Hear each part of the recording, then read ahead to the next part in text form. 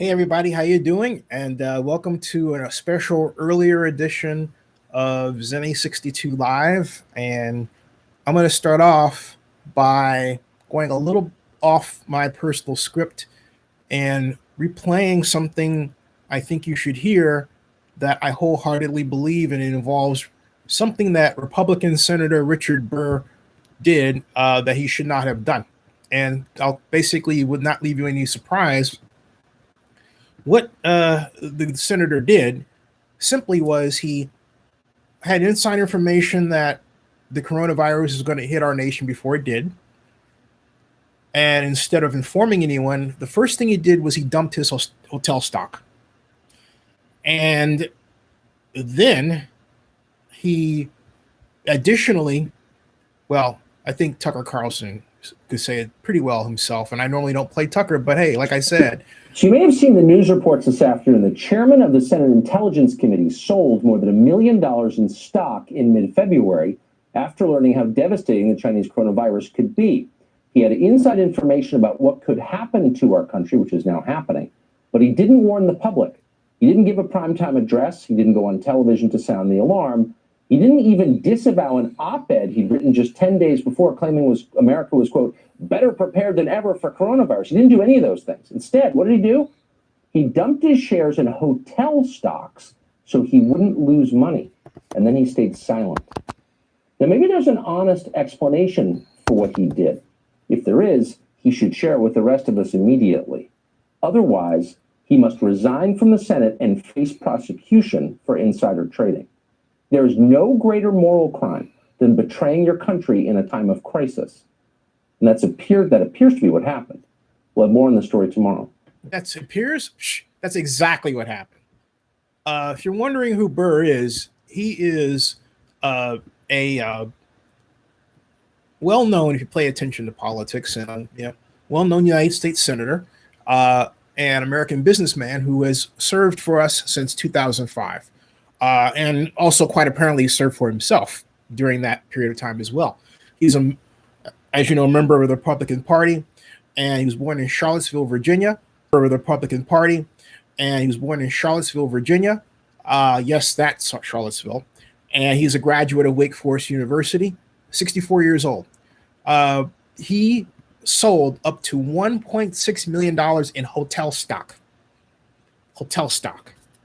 And he offered public assurances that he was ready to battle the coronavirus, and he leads the powerful Senate Intelligence Committee as well. You know, that same committee that's been protecting our president during the whole impeachment era that we just came out of. And so, hey, want to get a great glimpse at the shape of things to come post the establishment of the coronavirus? You're going to see more, and unfortunately more, instances and examples of your elected officials. Yeah, maybe you didn't vote in his jurisdiction, but you get the idea. Your elected officials in the middle of revelations where they did things they should not have been doing. And it's all going to surround who knew how far this horrible virus could go and said nothing. Let me tell you how, just by way of my personal example, how truly extensive this is. I'm going to read to you a message I sent to a friend of mine and yesterday after something happened to me. And basically it goes like this, okay? I was at Kaiser Hospital, and I'll play you this video real quick. And if it plays in this, oh, here it is. Hold on a second. I'm going to bring this down to you. This is the video that I played, okay? If you're wondering what that is, I am at Try that again. Kaiser Permanente in Morrow, Georgia. This is the Southwood Center. The story of a pair of lungs that smoked as a teen and never how to drive here like the back of my hand now. And just getting medication for mom. Let me pause that one. taking note of some interesting things like, for example, the gas prices are really low. Take a look at these gas prices. Yeah, both below $2 for regular. Let me freeze this version. Okay, then go back to this one. So you can see, okay, here we go. If you're wondering what that is, I am at Kaiser Permanente in Morrow, Georgia. This is the Southwood Center. I keep forgetting the name of it, even though I know how to drive here like the back of my hand now. And just getting medication for mom. But taking note of some interesting things like, for example, the gas prices are really low. Take a look at these gas prices. Yeah, both below $2 for regular with just cash credit. It seems like there's certain And items then that diesel's, what, $2.50. A remarkable dive. Why? Well, one reason has to be the fact that with everybody shuttered in around the world, gas prices have taken a nosedive. Supply and demand, right, to a degree. And you have to ask how long this is going to go on.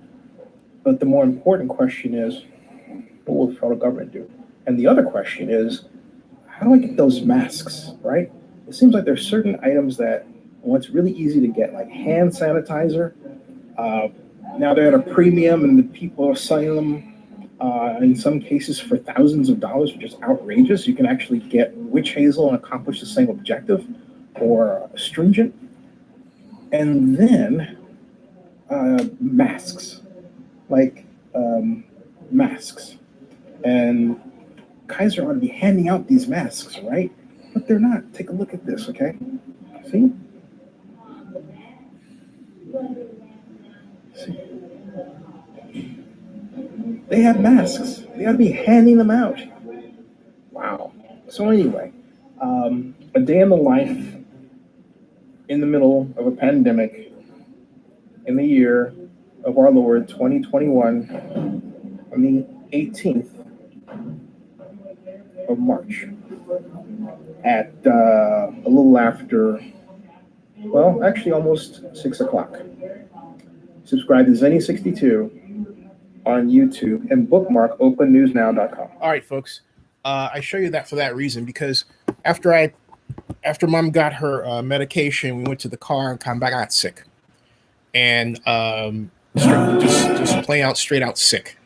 And I thought I had the virus, and one of the symptoms of it is that you get really tired. And I got real tired like that. Boom. And now to set things in their proper perspective, I have a bad habit, as some of you know, of staying up until 2 or 3 or 4 or 5 in the morning, sometimes the crack of dawn. And then I take a shower, which means every single day, which means my skin is exposed. Something I've done for like 30 of my 57 years on Earth, maybe longer, every single day. And anyway, I thought that was it. And then I woke up in the morning, I had a headache. I had vitamin B, C, D, and amoxicillin, aspirin, which is a kind of a antibiotic. I was down for the count. What recovered for me was rest. And my mom was fine, okay? But what happened was that, this is my summation, because it quite literally hit me like a ton of bricks like that. After I walked in the hospital, it didn't happen while I was there. I was just sitting there waiting. Now, you saw those 2 Kaiser workers. I asked the guy there, I said, hey, you have any more masks? And he said, go back to the opposite side of the place and ask the woman there. So I went back on the way and I asked someone else, and they directed me to the same person. She said, we don't have any. And I said, okay. So I turned around and I started walking back to where I was. She says, Mr. Sir, who told you to say that? I said, a number of people along the value chain. And remember, value chain is people that you ask to get to a certain thing, right? And she goes, oh, well, we only give them out if you're sick, which means she had them. All right. Then Kaiser gives out this directive in California that they're only allowing you to visit the office if you have an appointment. So you can't just walk in. Then here in Fayette County, Georgia, the Kaiser office that's in Fayetteville is closed. Why? They have a nurses shortage. So basically, what does that mean? They're funneling you to the Kaiser, in this case, in Morrill, Georgia, for you to get your medication. So what does that mean? You've got tons of people who may have a standard flu, a cold, some type of sickness, or God forbid, the coronavirus, walking in and out of that place with no mask, okay, because people are having masks, which means that this thing is in the air. There's a lot they're not telling us. There is so much about this virus they're not telling us. It's not funny. And as you're going to note this again and again and again, the news is going to get a lot more jiggy, and I don't mean it in a good way. I started with Senator Richard Burr because it's an example of what I'm talking about. Another example of what I'm talking about are Las Vegas workers working on the stadium, okay, while Las Vegas is on shutdown. And the question you have to ask is, how long can they sustain that image? When, here's something else that occurred, all right, not too long ago, and I want you to hear this because it is it's very, very sad that it happened. But it did. And I know some people who work for this organization. And so I'm very sad that they went through this. They really did this. They really did go through this. But this came today from Cirque du Soleil, right here. Okay. This video. And it's a CEO announcing that they've laying off people, over 4,000 workers. All right. And listen to this. Okay. Excuse me. 4,000 workers. And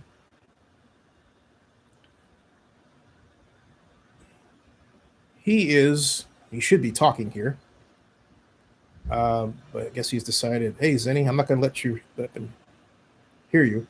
But at any rate, that's the man. If you can see the sideways of CEO of Cirque du Soleil. Cirque du Soleil has laid off over 4,700 people in Las Vegas. Okay. So, meanwhile, you have the image, and it's great. It's great to have workers working, right? But it's the image as opposed to having those workers stay at home and get paid, right? It's the workers working on this grand stadium, and I'm not saying something it is not, because it is a grand stadium, it is a grand facility.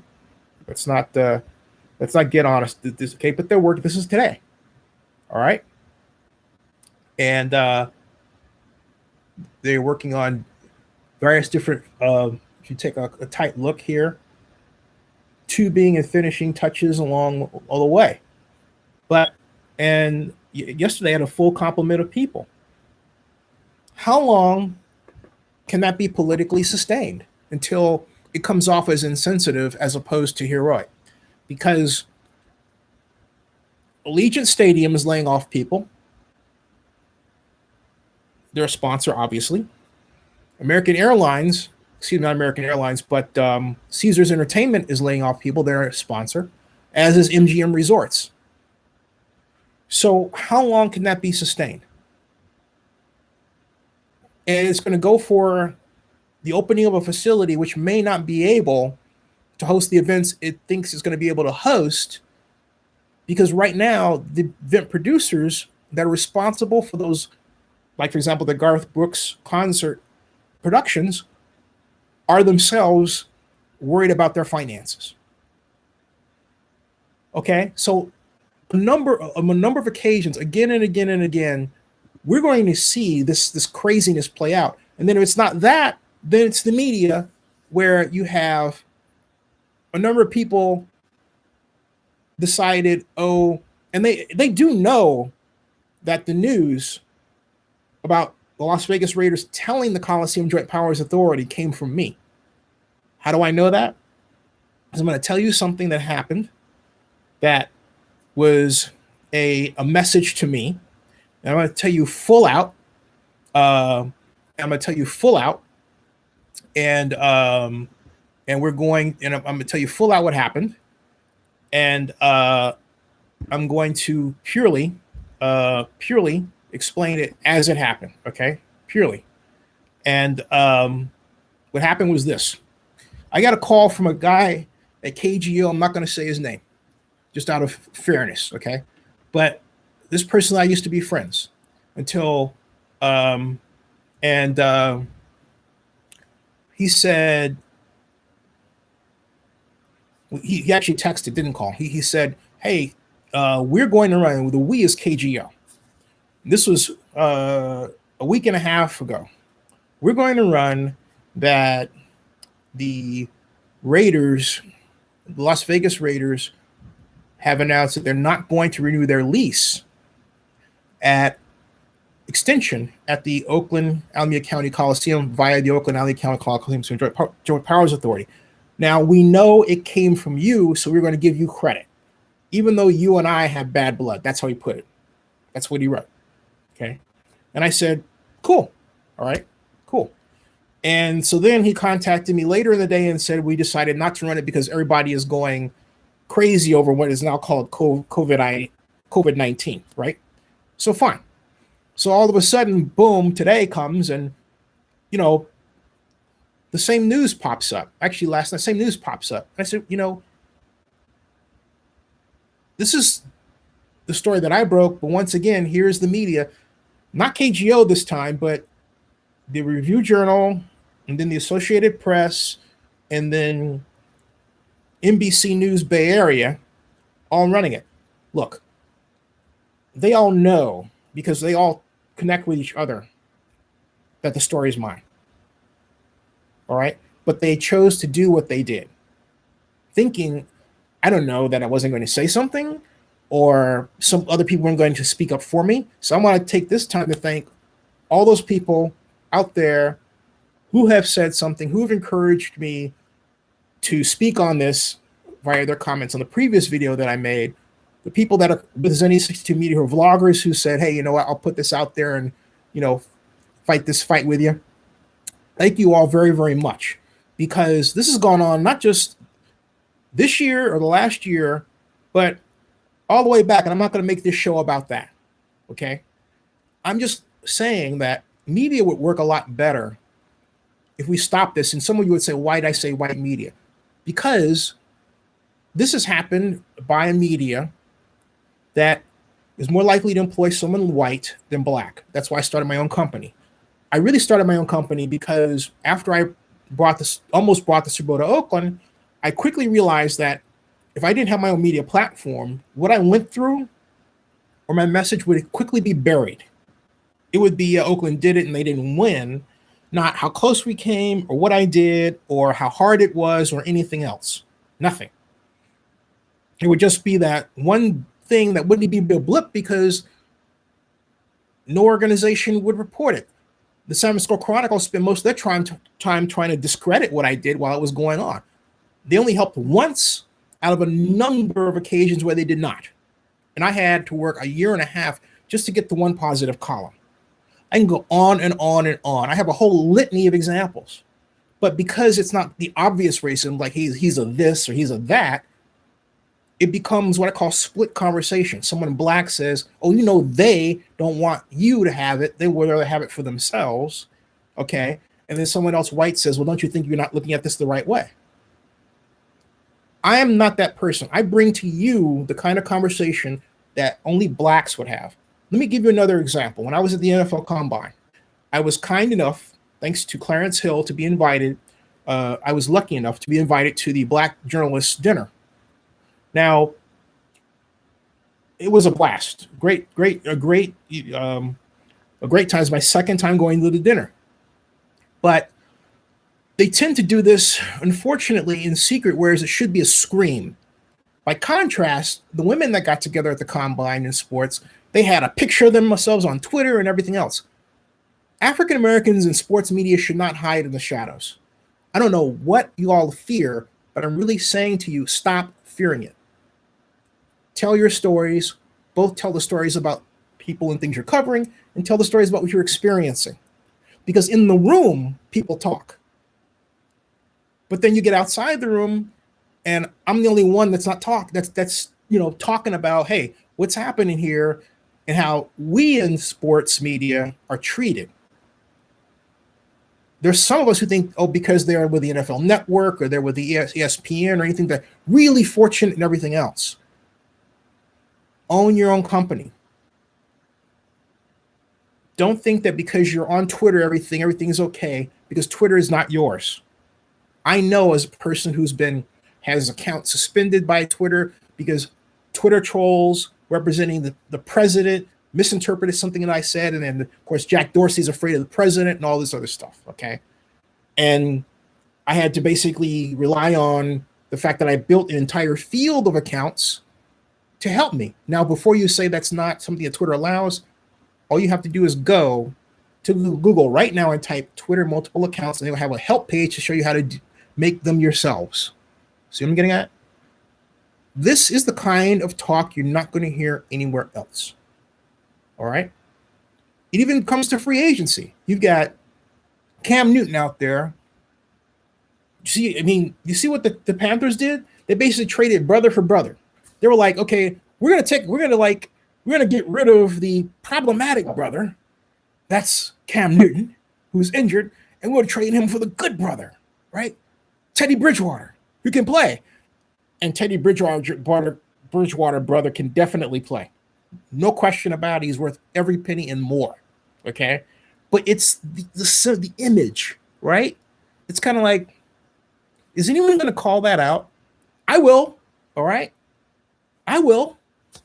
Okay. So it's kind of like the swap. We'll make the brother swap. Yeah. Yeah. Right. And that's what they did. Jameis Winston gets replaced, in a sense, you would think, by Tom Brady. As I think about it, the smartest thing that should happen for him is he should say, you know what? Brady's 42. He may last a year. He may go out there, run Bruce Arians' offense, get pummeled, okay, and say, you know what? Moya Copa. All right? And Jameis could be back up and just walk right on in. Maybe Jameis Winston shouldn't want to walk away Jameis could be back up and just walk right on in. Maybe Jameis Winston shouldn't want to walk away you know what? I'll play back up and just learn the playbook, learn the checks, everything else, sit there, right? And then just say, okay, I'm ready. And then he would be known for taking over the job that was once given to the GOAT. Okay? All right? Maybe it's not so bad that Jameis is sits there. All right? I'm just saying. Okay? And then what about Jacoby Brissett? Is Phillip Rivers better than Jacoby Brissett? Jacoby is more mobile. If Phillip Rivers comes in, he's the penciled-in starter for seniority. But, look, the simple fact of the matter is that Jacoby should stick around, because Phil could suffer the same fate that I'm talking about with respect to TB12. And in steps Jacoby, okay? It's too bad that these sort of things have to happen, but what it looks like is kind of like the league knows that if it didn't take off the dampeners and the slowdowns, that there would be more black quarterbacks now, that there would be more black coaches, and that there would be black owners in different places. But the last time we got a credible pledge for somebody to own who was black to own an NFL team, it was the fellow that owned way back in 2001, 2005, and Reggie, whose name I just forgot, he was going to came that close to owning the Vikings, but there were some questions regarding his revenue flows and the companies he owned. He basically was one of these folks who was involved in what I call the basic business that makes you money. What is that? It's the person that makes that thing that everybody needs, like in this case, water bottles, or in his case, styrofoam cups, right? And he was making a killing at it, which is a key. You want to get into a business that makes you money long term, look for the things that people need that you completely take for granted. That's also a note for myself, all right? But like, for example, the ribbons that produce the paper upon which receipts are written, which are kind of going down, but you get the idea. Now let me get to your questions and we'll have some more fun here. But thank you for indulging me because I had a lot to get off my chest about that. Nico says, California shutdown. Can you believe the governor, my friend, true story, I've known Gavin Newsom since 1998. He's a good man. Says, and his wife, Kimmy Guilfoyle, I go back that far with them. And you would say, the woman that is connected to Donald Trump Jr.? And my answer would be, yes. At any rate, point is that the governor announced that 56.7 million people in California would get the coronavirus at some point. That's scary. Here I have a California address, and I'm thinking, God, maybe I shouldn't go home for a while. Not that I was thinking about that anyway. Mom is here, right? I'm still sending, house payment back there, rent. Okay, so Mohammed says, hey there, Mohammed, how are you doing? Thank you very much for earlier today. Richard, one of the Zennie62 media bloggers, thank you, says, if Martha Stewart can go to prison, so can Burr. Word. Big time. Mohammed says, be careful and safe in California. The Raiders says they should have accepted that extension. And even if they build the stadium, who wants us to travel so quickly? Also, non-Californians don't have the money like that to travel in most states. If without them working, who's going to have cash to travel to see the concerts, etc., in the new Raiders stadium? Excellent point. That's exactly the point. And I made this point last night, and I'll make it again. I didn't make it last night because I was sick. The night before I made it. It's funny how your mind works, right? But people easily forget that, look, it would be great if we just turned around and just, hey, the virus went away and all of a sudden the lights went on literally and the economy ramped up. Like, it didn't ramp up, it jumped up like Shaq jumping up from a tumble, right? But it's not going to work like that. It's going to be gradually coming up. And so the Raiders makes an excellent point. Black Lion says, one love, Raider Nation, Oakland Raiders Nation. The Raider says, Raider Nation, damn, all damn day. Black Lion Supreme says, facts. Muhammad Ahmad says, with asterisk. Icy Pepper says, do you think Cam Newton would take over at New England? My answer is no. Jamal Mills, how you doing, man? We are still overdue. And Jamal, will you please do me a favor? Send an email with your phone number.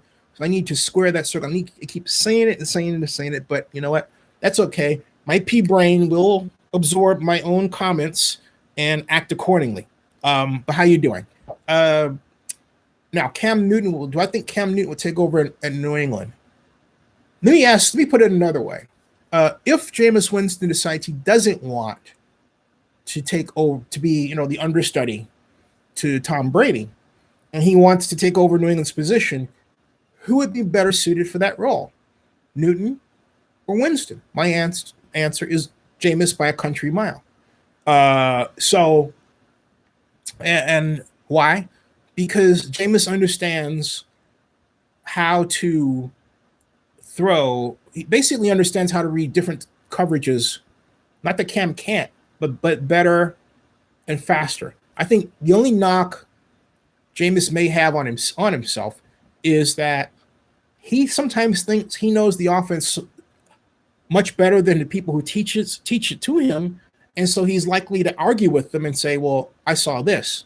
Now, a good coach, and I think this is what is good about Gruden, at least when he was younger. I don't know about John today, although I'd be surprised if he changed much. I don't think so. But John, you could argue with him and say, hey, look, I saw X, Y, and Z. And I think John likes to argue enough where he would enjoy the repartee, and then out of the repartee would come a solution, right? Unfortunately, not everybody is like that. And so I think, but the point is that Jameis Winston has that kind of active approach, and he understands how to draw his plays. Steve Mariucci, the former coach of the 49ers and the Cal Golden Bears, Go Bears, will tell you that he was, of all the whiteboard talks that he's given on ESPN or on the NFL Network, excuse me, that Winston was by far the best. Steve Mariucci will tell you that. And Steve Mariucci, go to him and say, Zennie says, what he'll say, what did Eddie say? We were friends. Tell him what I said. Steve will say, yeah, that's true. Icy Pepper says, yeah, agreed. Winston would probably be better than New England. Plus, Cam was out for a long time. Cam Newton was out for a long time. But how about the words I'm about to type now? What do you think about this guy? Todd Gurley. Todd Gurley put on, released. He's out in the market. Let me see what Sports Track says about Todd Gurley. Sports Track is a great website. If you want to track what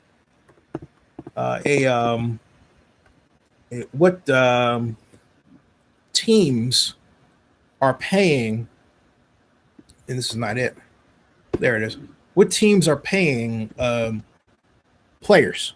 So they have the 2020 free agency tracker, as it's called, and keeps up with all the signings and everything and the cap space. So they have right now, they have Byron Jones, Robert Quinn, Teddy Bridgewater, Carolina, $63 million. Jack Conklin went over to Tennessee, $42 million. 14 million. Austin Hooper went to Cleveland, $42 million. I thought Austin Hooper was going to wind up a Niner. I'm scrolling down, and now I'm looking for, let's see, there's Randall Carr, calling a C with the Raiders. 8.38 million the Raiders pick up there. And let's see here. I'm looking for, let me what I'm looking right at. Let me show you what I'm, let's see here. I'm looking for, let me what I'm looking right at. Let me show you what I'm looking at. All right. And at this stage of the game, and in terms of like guaranteed at signing, Byron Jones, here it is. Okay, boom, right here. All right, that's this is what I'm looking at. I'm trying to make sure that's even, so I lower this. Okay, and I'll expect you to lock in entirely on these because they're small, but I'll read them to you. All right.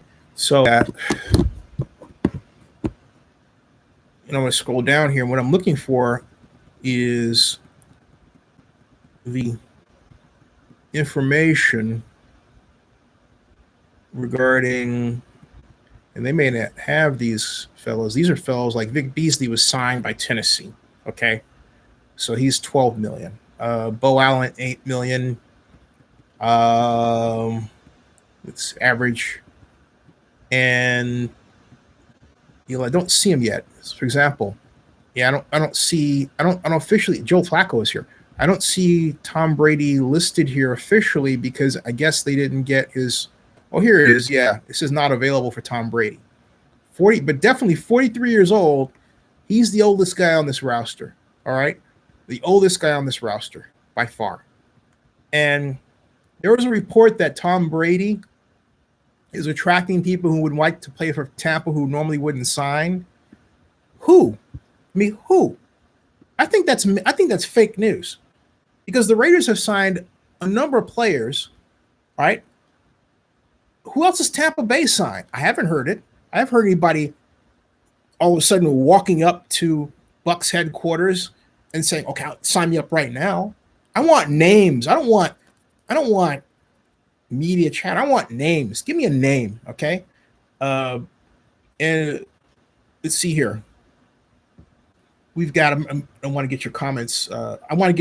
Excuse me, before it goes on. The Raiders says Cam has way more playoff experience, a Super Bowl experience with a square squad. So the Raiders says Cam. Black Lion Supreme says I would have loved to see Cam in silver and black. That would have been fantastic. Chaos Raider says which team is Gurley should Gurley go to? Well, there's a lot of talk about here as to whether or not the Falcons should bring him back. I think for reasons of location, he went to Georgia. B, popularity is very popular. And C, talent. There is the thought, which I agree with, that, and this is from 92.9 The Game, which I really love their sports radio. I love listening to these guys and gals. And they were saying that they made a good point that on a pitch count, in other words, a limited number of carries, run carries, Gurley could be very effective. Now, let me say something about that remark. You might think, gee, a pitch count for running back? That comment is nowhere near unusual. It goes as far back as, for me personally, Dallas Cowboys, Tony Dorsett, Coach Tom Landry was under the impression that Dorsett should not carry more than 20 times a game. A comment that made Dorsett himself bristle. Why? Because he felt, and at Pitt was, where he went to college, an every down back that carried the mail up to 30 or more times a game. But Landry was very concerned about the durability of the 5'11", 205-pound back, and basically designed his game plan with that thought in mind. Now, why not apply that to Todd Gurley if you think that, hey, look, first of all, we're more of a passing game now than we were when Dorsett was in his heyday. Maybe you hold him to, 10 to 14 runs per game max, right? That kind of lens of runs, but then you limit those runs in terms of design to edge runs and runs that are designed to get Gurley out into space quickly, either by pitch or by throw, right, or by handoff. So let me get to more of your comments by now. We see here. So Chaos Raider, there's the conversation regarding Gurley and the Falcons here right now. The Raider says, I would love to have seen Cam and Gurley and silver and black in the same backfield. Double D says Brissett might become available. He would be a better candidate in New England. That's really true because he played for Belichick. He knows the offense like the back of his hand. He's quite literally plug and play in that situation. And he's experienced, right? Lakers says CD Lamb or Jerry Jeudy, who's a better fit for the Raiders, Jerry Jeudy. Black Lion says, I love our running backs. He's a beast. Oh, Jerry Jeudy. I mean, basically, Jerry Jeudy is like putting in an upgraded Amari Cooper, right? So Jerry Jeudy, definitely. Black Lion says, I love my running back. He's a beast. Yeah. Oh, absolutely. Talking about Josh Jacobs to Vegas. But having said that, why not have a lethal Jacobs Gurley backfield? Ooh. Wouldn't that be cool? I mean, you talk about it wouldn't be thunder and lightning, it would be lightning and lightning, right? That'd be really cool. If the Raiders could afford him, and I believe they can. Now, Black Lion says CD.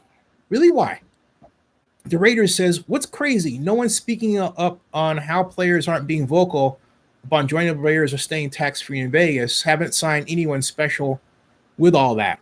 I think I'm going to take a different view of that. First of all, many of the players you're talking about are not, well, I think the player of that generation in general isn't that vocal, all right?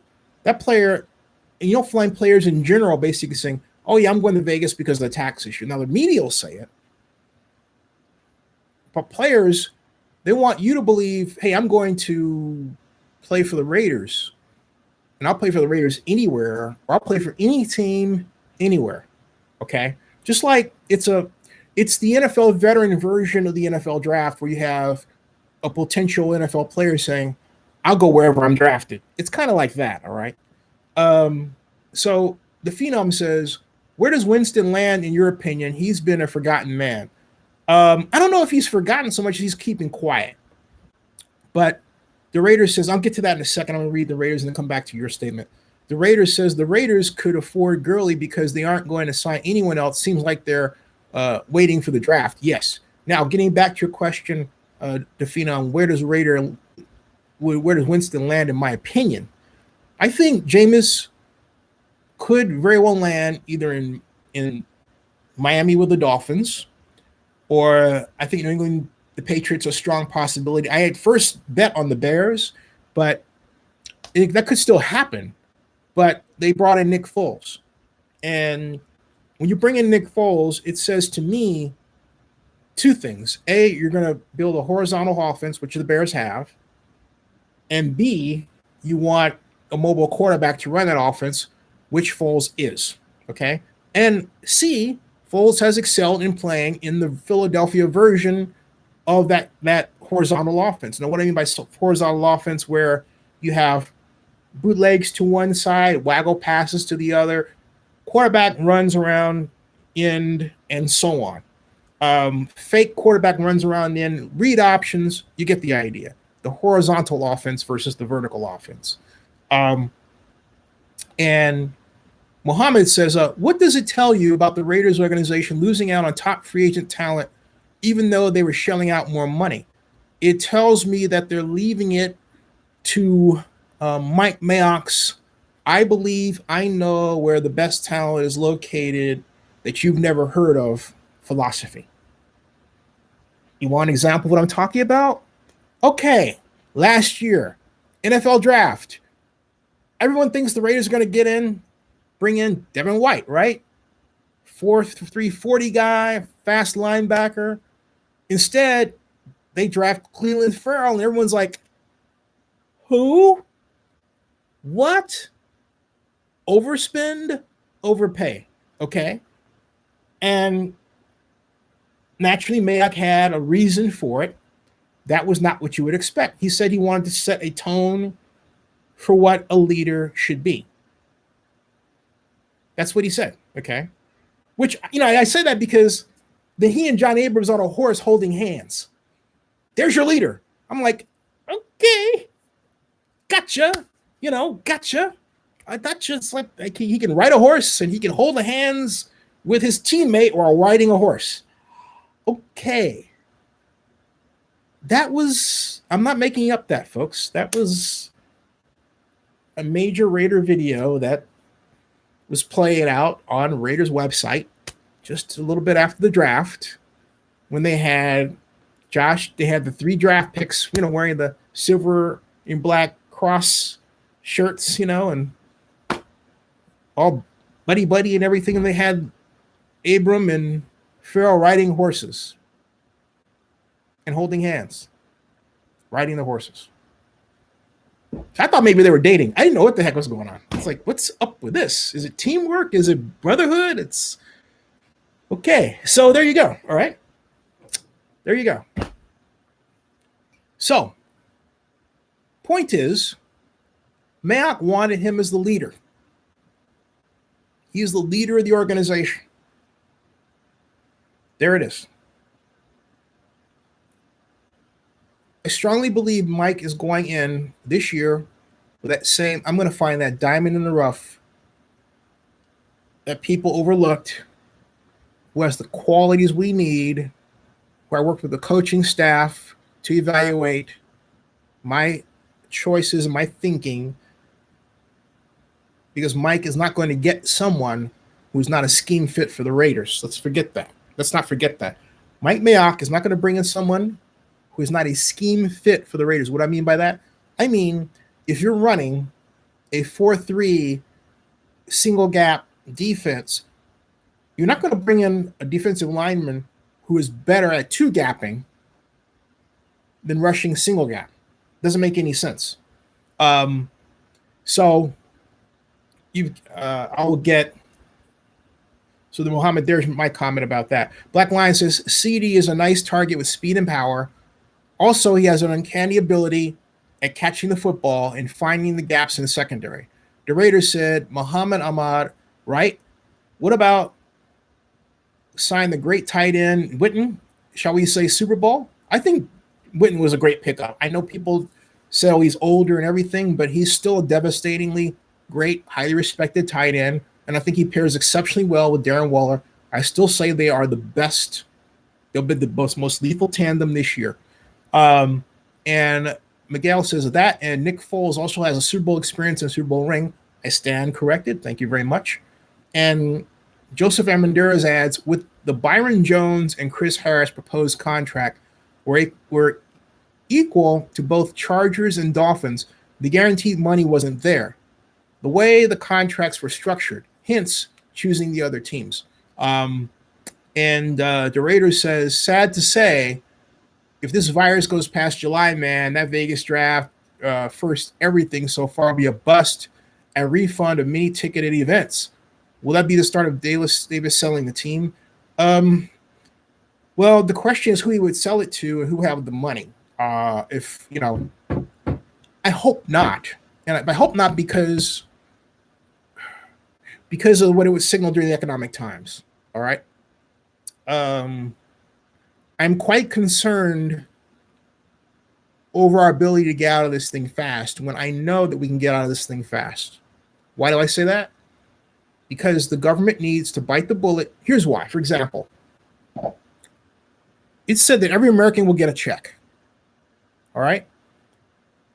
How much? If it's $1,000 in the Bay Area, that thing's going to be inhaled like that. You and I both know it. It'll play better down here in the South. Businesses, you're saying the number of businesses that they have to go through a credit check in order to get emergency assistance. Look, the majority of businesses and Americans don't have like grade A credit. Right? Otherwise, they would change the scale. So you're going to cut people off? No. This is the time when the normal way we do business needs to be suspended in favor of an objective that says we need to fix the country and give it a jump start now. $4,500 like Cory Booker has advocated for every American worker, great. Or every American working age adult, okay? Great. So without at all equivocation, okay? It's going to cost a lot of money, but look, so what? This is unprecedented. The government can print money, do it. Period. End of story. Back to your comments. And Muhammad adds, scratching my head on that Witten deal. Robbie Anderson, even Clowney is still available. Getting a tight end past his prime doesn't make sense, except that I argue that Jason Witten is not past his prime. And he's a big body who can move, okay, and catch. He can block, catch. I don't think he's past his prime. If you want him, if your intent is to use him within a short to mid-range passing game, then he's the person you want. You want a deep threat tight end? You got Waller. You want deep threat receivers? You're looking at them in the draft. So I really believe that Jason Witten has a great fit in here. And the number of combinations, the number of opportunities he opens up is so exciting that if you're a play designer, you're salivating. I am. And I know John is as well, Gruden, head coach Gruden, okay? The Raiders says, we get Mally Man that won't sit well. And you have to produce every year for the fan base, period. That's true. I think, Jadeveon, first of all, Jadeveon, if you ever met him in person, I've interviewed him. He is truly a big dude. Heck, great brother, okay? A person who you could easily see if you play against him and that switches on, it's all over, baby. So I think the key for Jadeveon is putting him in the right situation paired with like Maurice Hurst or PJ Hall in stunts and turning him loose in that way. I think you really have to get him in specific situational positions where he's more than likely, not less than likely, to be effective.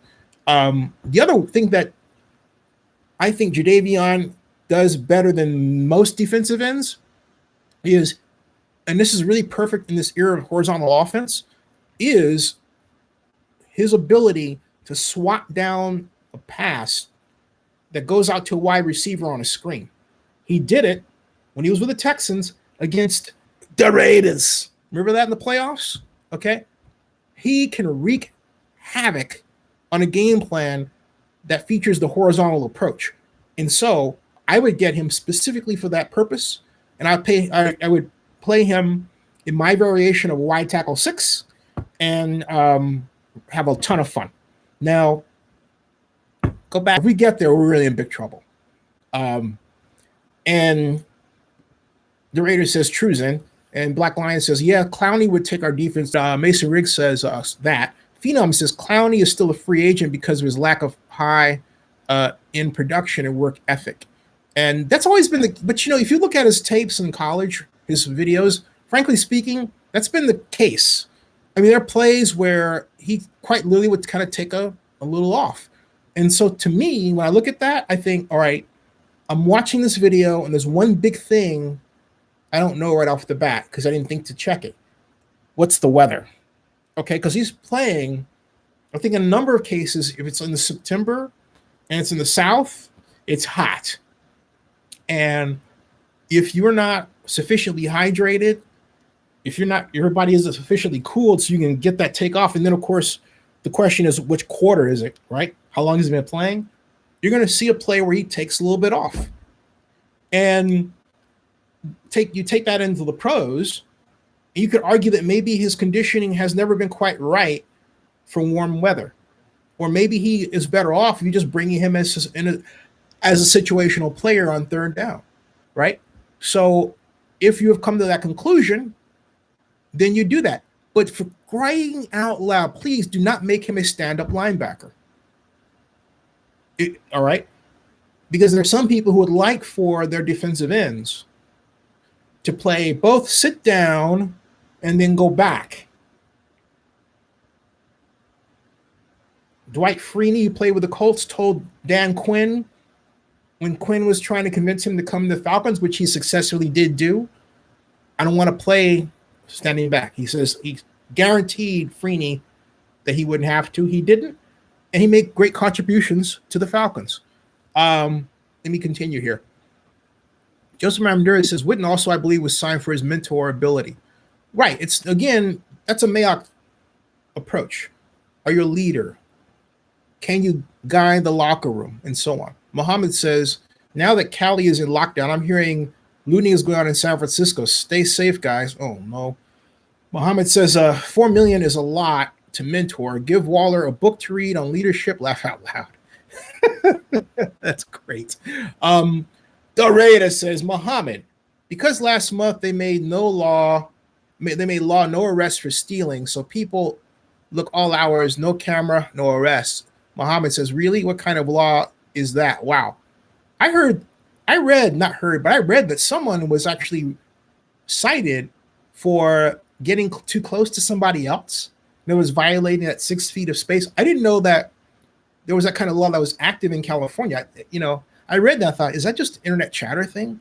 And Mason Riggs says, Mason Riggs things, great on third down red zone, talking about Clowney. The Phenom says Clowney, oh, I got that from Mason Riggs, okay. Mason Riggs says, no, the Raiders, Mason Riggs says, in our division. And the Raiders says, how and why didn't Raiders trade for Hopkins? Anyone? I'm going to take a guess that the reasons assuming, of course, that Hopkins was on the radar screen for that to happen, and that Mayock got the call for an opportunity to get him. It may very well be because the NFL people have books on the players, if you will. Maybe he thought, I mean, I don't want to put this on Mike, but maybe he thought that it was worth getting somebody in the draft rather than inherit a player that he thought may provide a type, and I'm not saying Mike said this, I'm just speculating. Maybe he thought that Hopkins might provide a type of character risk that was too great to pay for the reward of having him on the team. I'm not saying to an Antonio Brown point, but I do believe there is this term called once bitten, twice shy. And it may very well be that after the Antonio Brown affair, Mike is thinking, as I would think, you know what, I'm going to build my wide receivers through the draft. Because last year I had said, hey, look, you're getting Antonio Brown, that's great. But, you know, you passed up on Courtland Sutton. Build your wide receivers through the draft. Have them learn your system. You get the kind of person you want for the kind of culture you're trying to build. You do that best through the draft, not through free agency. So if Mike is holding out for the draft, I really second that. I think that's the best way to go.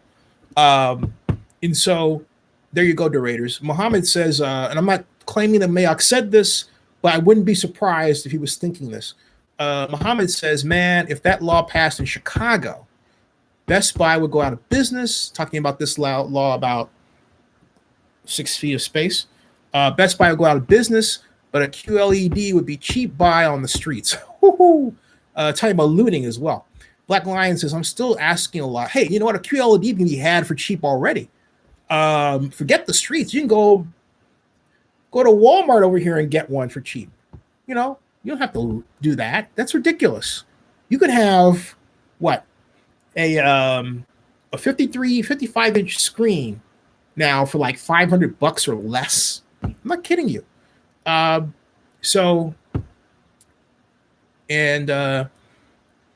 Lion says, I'm asking that same question to Raiders, talking about Hopkins.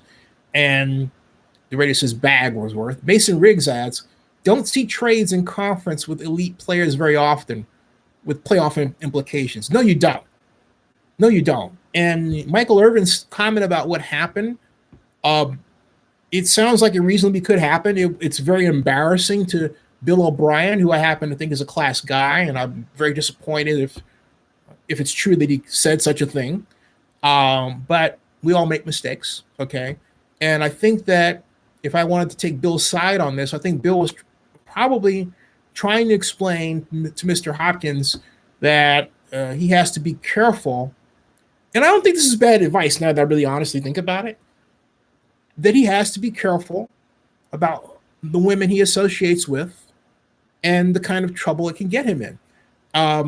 Look at what happened with Tyreek Hill. Now, someone used the example of Aaron Hernandez, and I don't think that Bill O'Brien was thinking that way at the time, because Aaron Hernandez did not have that kind of issue per se. But Tyreek Hill did, okay? And so one moment, please. I'll be right back. One moment, please.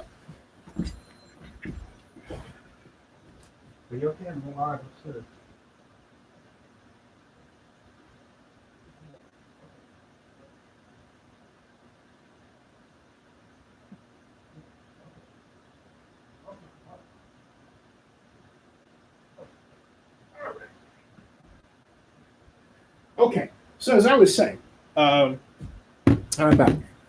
I don't think that Bill, I think, to take about Bill's side, talking about Bill O'Brien and Hopkins, if he had that kind of concern, I think it's right to have that kind of concern. Or look at Antonio Brown, okay? All right? These are valid points to make if you care about a person's well-being. They're hard to talk about. They're hard to say, okay? But, if Bill took the risk of going there, then you know what? Initially I was like, wow, why did he do that? But then upon second bite at that, I thought, good for him. Okay? Good for him. You're talking about young men who are, many of them come from families that are broken. They come from neighborhoods that are poor. I've said in the past in the NFL, and this is why I've been a big fan of the NFL Youth Education Town plan and concept that was active more so when I was running the effort to bring the Super Bowl to Oakland, that it's part of what I think should be a larger effort by the league to pour billions of dollars into the neighborhoods that most of their players come from, okay? And every player, regardless of neighborhood, should be given that opportunity. Of course, it'll be a scalar because not every player comes from, a poor neighborhood. But the whole point is, to as much as possible, NFL owners should be more than parenthetically interested in investing in those communities. And now more than ever. So let me get on back to your comments. And Muhammad says, it's what Michael Irvin said. Image, Raiders can't have baby mamas at Allegiant Stadium, shaking my head. That's interesting. Black Lion says, I think that the coach of the Texans wanted to send Hopkins to the worst team possible. The Raiders says, but Zen, that's a good view, but he has to hit in the draft, and them Cooper and Mack weren't hits. Cooper and Mack weren't hits. The Raiders are. I think I see what you mean, but I'm not sure. And that's worth getting some of you on a phone call to better understand what you're saying, because sometimes these texts don't, And yeah, I know I'm scratching my face. I shouldn't be, but my hands are clean. Okay. Funny, I think about things you normally don't think about, right? Muhammad Ahmed says, anyone hear rumors that Aaron Donald is not happy with the Rams? I've heard it here first. The Raiders says, I seen that Hernandez comparison now that you brought it up, Zen. Yeah, I thought it was unfair. I thought it was hyperbolic. Muhammad Ahmed says, you think he might ask for a trade? I would be surprised if Aaron Donald asked for a trade, considering the Rams are about to go into a stadium that's going to make them more and more money once we get out of this. And Aaron would be, I would think, with a player agent that would say, hey, look at all these sponsorship opportunities around here. You should be involved in them. If he decides to be traded from the Rams, he takes himself out of that conversation, or out of the possibility of having that conversation. So that's how I think, okay? Mason Riggs says, no chance they would trade him before a new stadium. Mason Riggs said it for me. Star. Joseph Armendariz adds, if Donald demands a trade, I wouldn't be surprised if the Rams want to first for him, since many feel he's comparable to Mack. Hey, Joseph, do you want to make a comment on the phone since you're writing? Let me know and I'll call you. Otherwise, depends on how your voice is going. It's up to you. Give me a thumbs up or not. The Raider says, I meant to them, meaning Gruden. Okay, so the Raiders, the Gruden, but he has to hit in the draft to Gruden and Cooper. Mack weren't hits. Okay, so I guess what you're saying is that John Gruden, that Amari Cooper and Khalil Mack weren't hits with the Raiders at the time that Gruden took over. And okay, if that's what you're saying, then yeah, I agree to an extent. The previous year, before John came on, one game, 5 sacks, one dude, Khalil Mack. One game, 5 sacks, one dude, Khalil Mack. Okay? So it is very possible to get that production out of him. Mason Riggs says he's saying Gruden has to view him as stars. I understand that. But I don't think that was the case. And I believe what was the case is what I said originally. Okay? The minute, and this goes back to the stadium, there was a 2-year pay-as-you-go policy. And for the first 2 years of the project, the Las Vegas Stadium Authority was collecting monthly hotel stadium tax revenue. And just prior to, I believe, on April 4th of 2018, they were to give what they collected to the Raiders to be used for construction for the stadium. Now, they had an expected mark that they were to reach in terms of monies, and they were short of that mark because the hotel stadium tax wasn't as large in terms of as it needed to be. It was at 1% versus, I argue, 1% or 1.4% to bring in enough surplus revenue so they could have a cushion even greater than the $56.4 million they have in bond debt reserve, let alone the target. I believe it was 140 and 150 million they're going to give the Raiders. It was less than that. And so basically, okay, Joseph's going to listen. So at any rate, thanks, Joseph. So at any rate, once there is a direct correlation between the time that the pay go came due to the Raiders and the time the Raiders quite literally seemed to flip like a snap between signing Khalil Mack and then the rhetoric like, oh, you didn't play that well, or oh, one guy shouldn't be ruling all of your sacks. Remember all that stuff? So they invented that rhetoric. A lot of the fans bought into it. I didn't. And that set the tone for Khalil being traded to the Chicago Bears.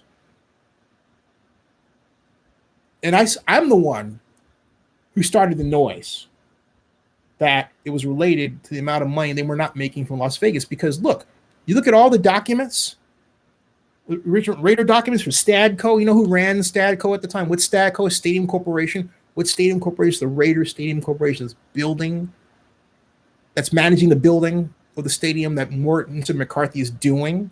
Stadco is the Oakland Raiders. Whose signature was on it? None other than the Raiders' great attorney, Dan Ventrelli. You still bulking up there, Dan? Building those muscles for Vegas? Anyway, good people. Who I do pray for them. I really do. I may criticize them left and right, but they're like family. So, Ventrelli's had his name, his signature all over these things. So ultimately, the Raiders were in charge of collecting or monitoring the collection of these monies that went to the stadium authority, as well as the direction of communications, who was talking about what to say, and so on. So it was quite clear to me the Raiders were laying the groundwork for the eventual departure of Khalil Mack. And it was tied to the fact they weren't getting enough money from Vegas and they had to cut back in other areas because they were scared. So, you know what? We need to put on the brakes here. But now and remember something, at that time, the Raiders didn't have Caesars Entertainment as a sponsor, let alone MGM Resorts as a sponsor, let alone the ability to say that they should be at around $800 million in sponsorship revenues, if not north of that. And hopefully north of that. Hopefully, I'm speaking conservatively. Hopefully, they've topped the billion. I doubt it. Okay, I doubt it. Because if the Raiders had topped $1 billion, I believe they would have said so. And that's troubling. So, I don't believe that for a moment the talk that the stadium issue had nothing to do with the player issue. If you've ever built a model of a sports organization, you know that when you're trying to build a new stadium, it impacts your bottom line and your win-loss record in line 2 as well. In the Oakland baseball sim world that I developed with Dan Rasher, who was the head of academic programs and still is for the University of San Francisco. He was chief marketing officer for sports business simulations. I was chief executive officer. When I built the Oakland baseball sim world, it was around the finding, in part through his literature, in part through the writings of others like Andrew Zimbalist, who was on our board, and Rod Fort, who was also on our board, 2 sports economists, that when you build a new stadium, it gives you more money from which to acquire star players, and so your win-loss record is more likely to go up. When you win the World Series, you always lose money afterward because the money that you spend acquiring star players to get to that point, unless, of course, you happen to follow the model of Moneyball, the A's. All right. So applying that model, okay, to what we're talking about today, when you get that sponsorship money in, yes, most of it's spent on construction, but you want to be able to spend some on players and player development. But when construction starts going zip and it starts cutting into your intent over here, you have to cut back over here, player development. Understand? All right. So let me go forward here.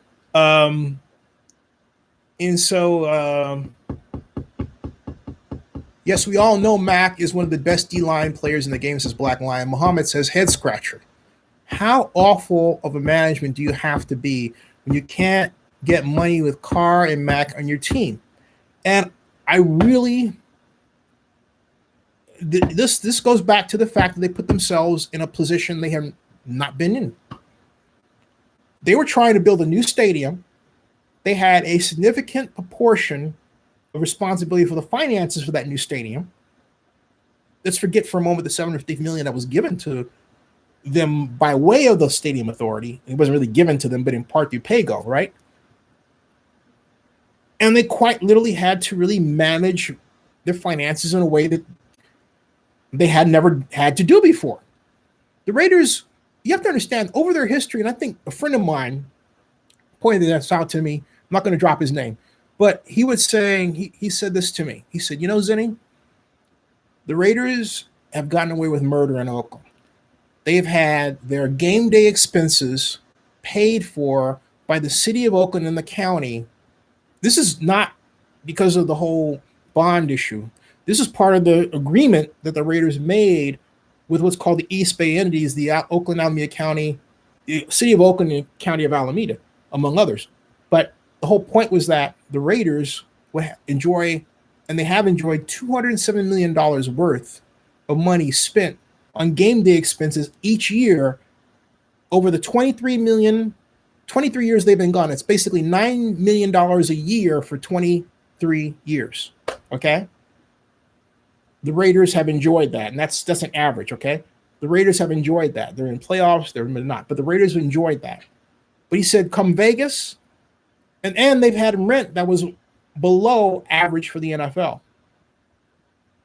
So when Scott McKibben took over and he started renegotiating to up their rents, what he was trying to do was erase a year-to-year deficit that the Coliseum Joint Powers Authority was suffering under because previous administrations had negotiated deals that were sweet to the Raiders, but not to the city and the county.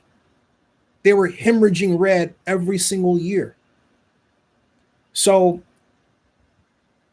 McKibben told the Raiders, what I'm about to give you is just a taste of what you're going to get in Las Vegas for a bond issue, or getting money from that, which they got a little bit less of, but then also the Bank of America line of credit, which they have to pay back. That's to the tune, I believe, about roughly $24 million a year. Don't quote me on that, but I have to double check that number. And of course, they have other costs as well. Okay, so let me continue before I get too far ahead of your comments. And John Akala, how you doing? Muhammad says military Hummers being parked in Chicago lockdown. It's imminent. Oh, brother. Woo! Albert Sancho says, I want to see Las Vegas get an NBA and an MLB team. The NBA team will not be the Oakland A's. The MLB team, the MLB team will not be the Oakland A's. The NBA team, definitely expansion. I don't know. The Raiders says, Muhammad, well, as bad as the Raiders not opening up the nosebleed to show the NFL they can't sell out the stadium, if they did open it and the NFL saw it, they would have tapped the Raiders fast. Muhammad Ahmad says Reggie McKenzie financially had the team in place to secure Mack and Carr and even Cooper, and even Cooper. How did they F up?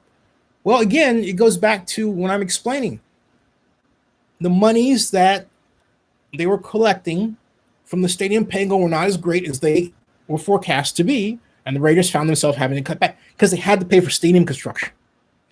The bond issue wasn't floated, and so that initial $547 million check they were supposed to get wasn't ready to come yet. That's why. So you gotta, okay? It's not hard to figure out, folks. You got one entity that pays for a new stadium and then also pays for running the team, not two. All right. And you have to remember something. Las Vegas Sands was publicly out of the picture. Mr. Adelson said, hey, look, I'm not writing a check for you guys. Think about what I just told you. Because 2 years before, Adelson, through his chief operating officer, said specifically, and I've said this again and again and again on this show, but that they, or rather he, Adelson, would cover the operating stadium cost overruns, all right, and operating losses. He took his blank check away.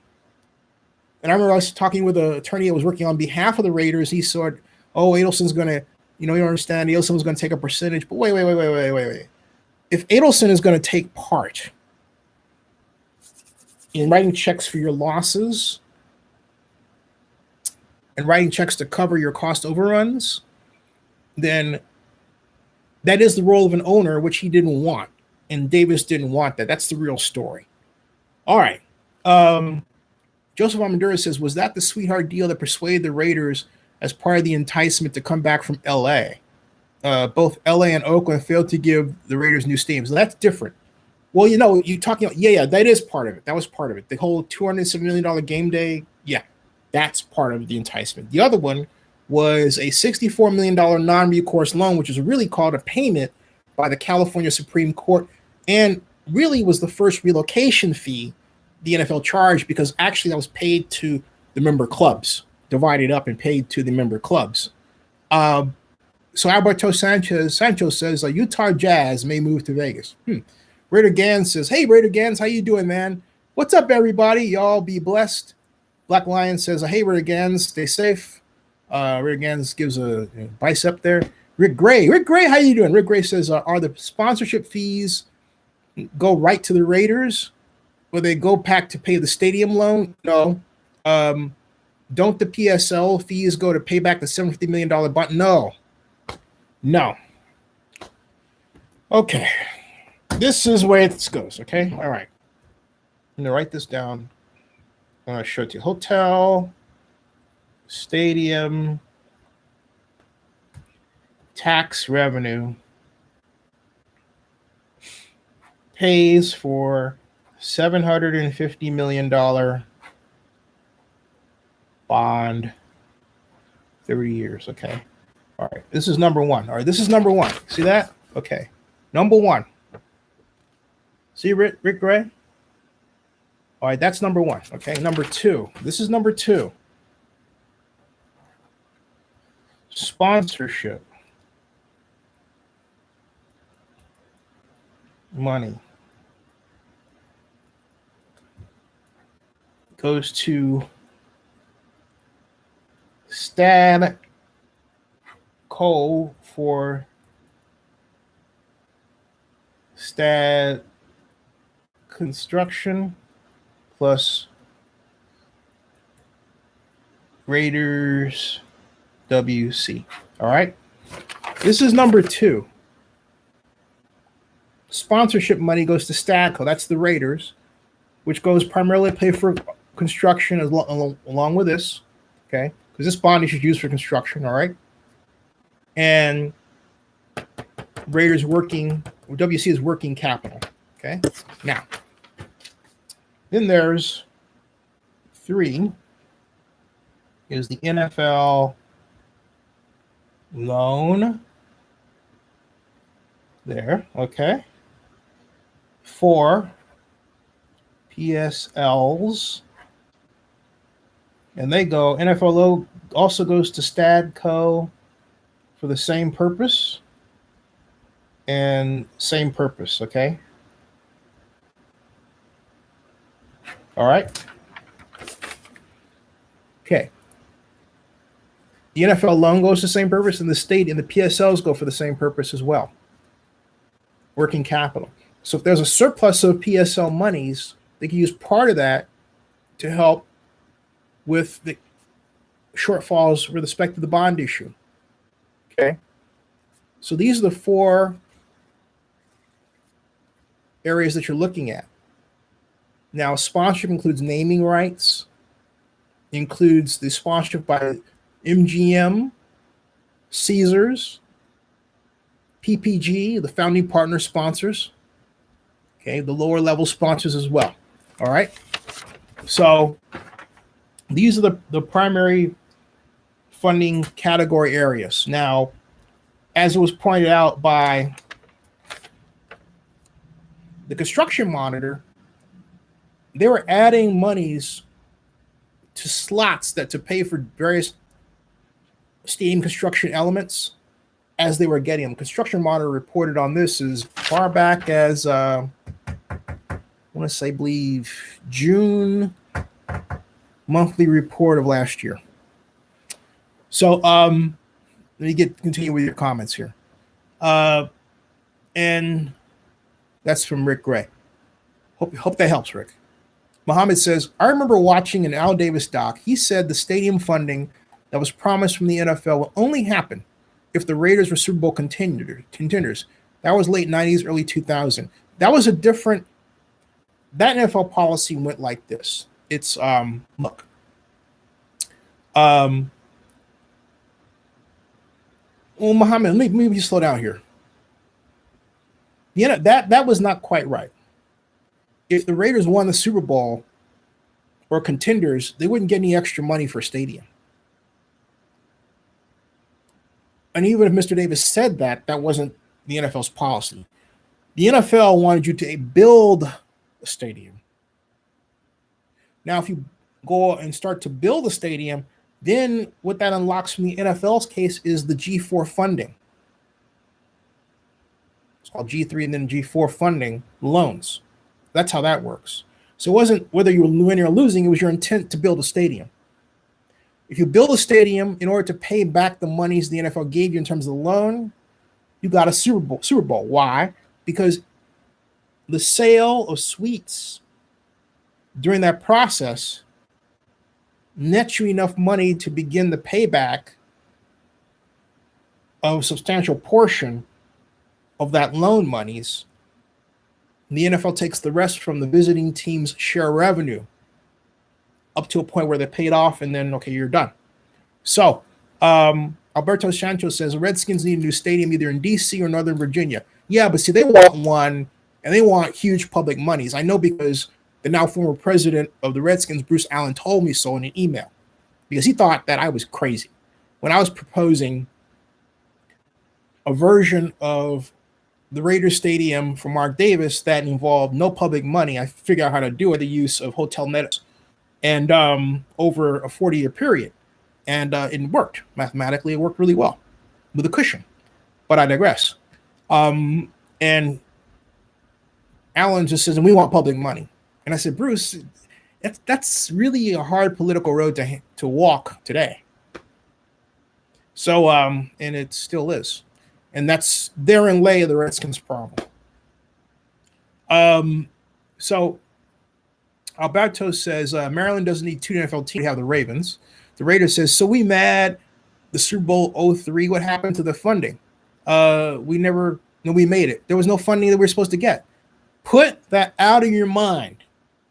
Please, put that out of your mind. The only monies that either team gets when you get the Super Bowl are for the players.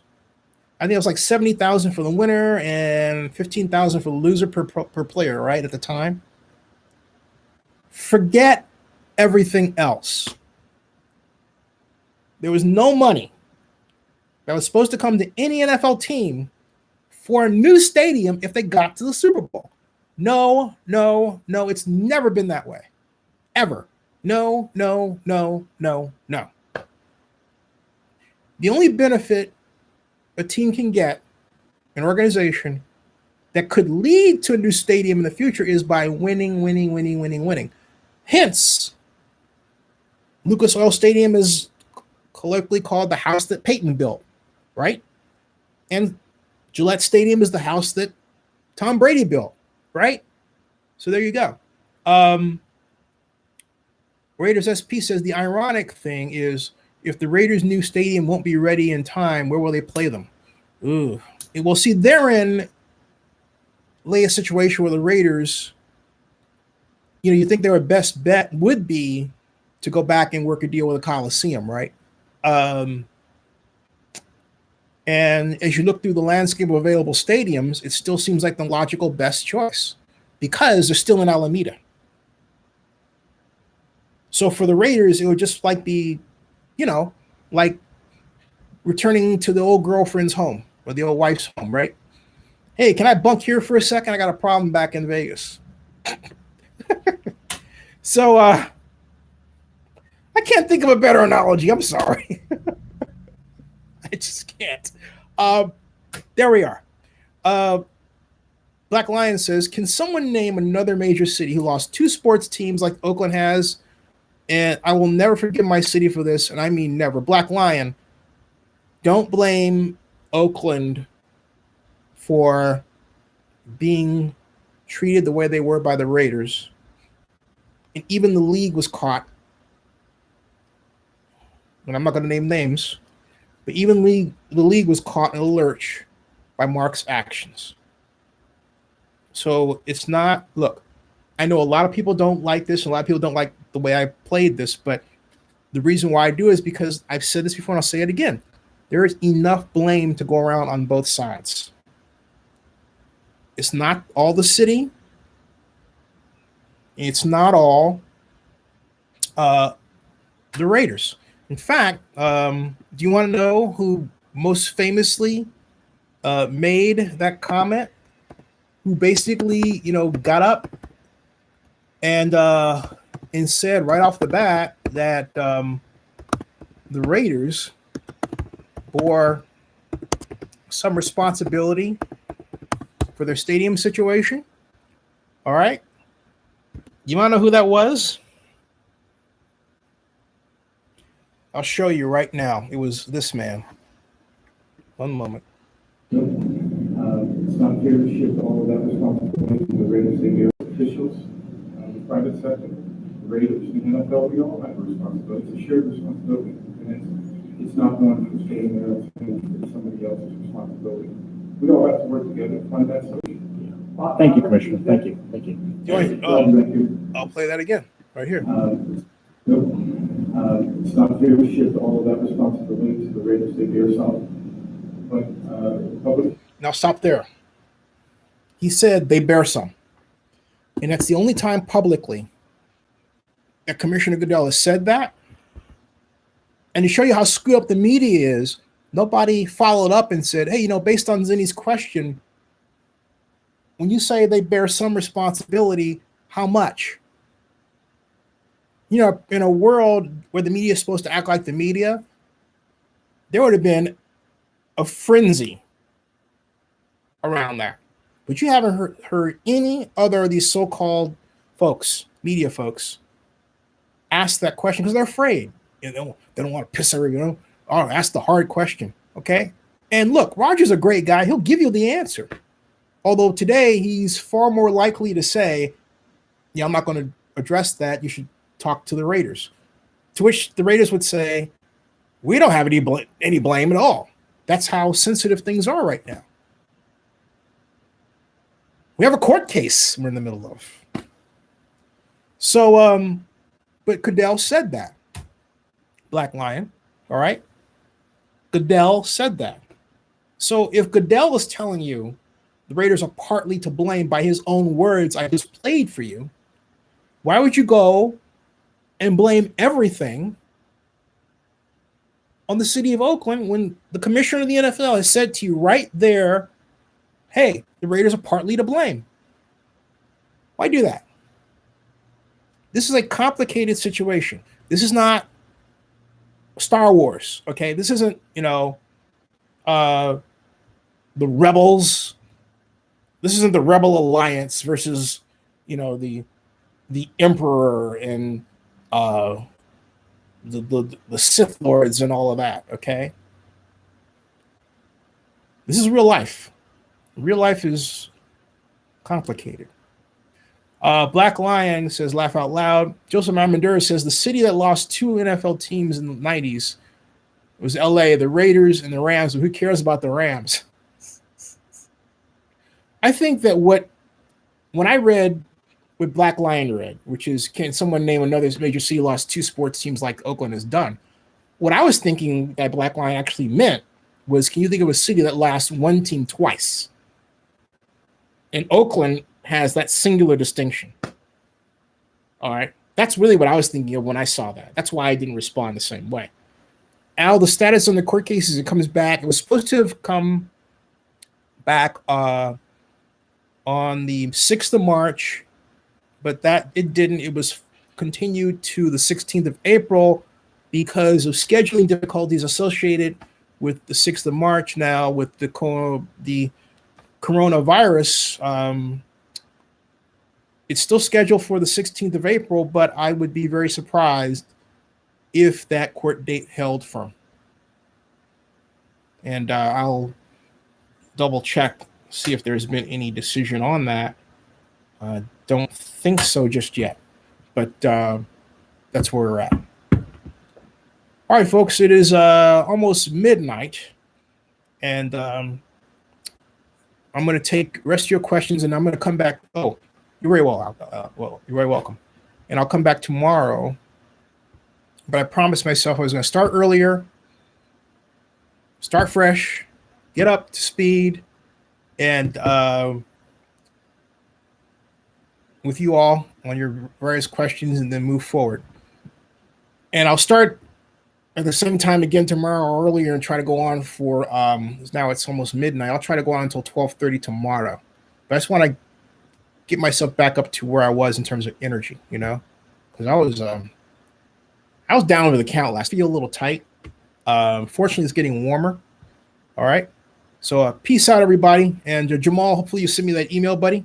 Live long and prosper, and please be kind to each other, because there's a lot of meanness around, you know, and this is the time we need to be nice to each other more than ever, because Lord knows that this is a tough position, you know, it really is. Black Lion says, I say that because as a young man, started 2 businesses on my own, and what I did, I put the right people in place. I can think of no one more qualified to run all the sports operations and open than you. Thank you, sir. I appreciate that. That's quite an honor.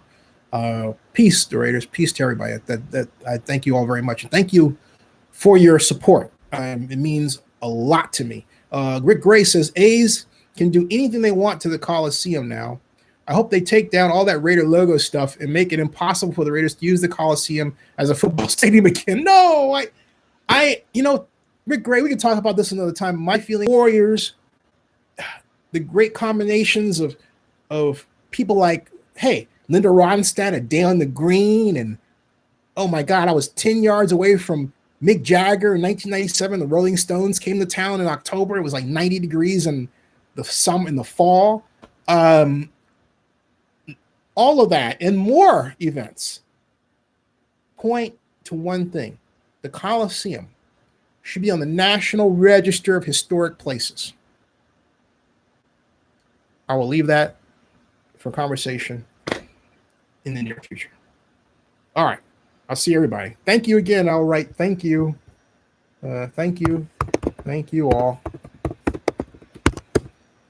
Oh, I meant to say thank you all with exclamation point. You all. Thank you. Okay, see ya. Good night. And prayers to everybody. Thank you.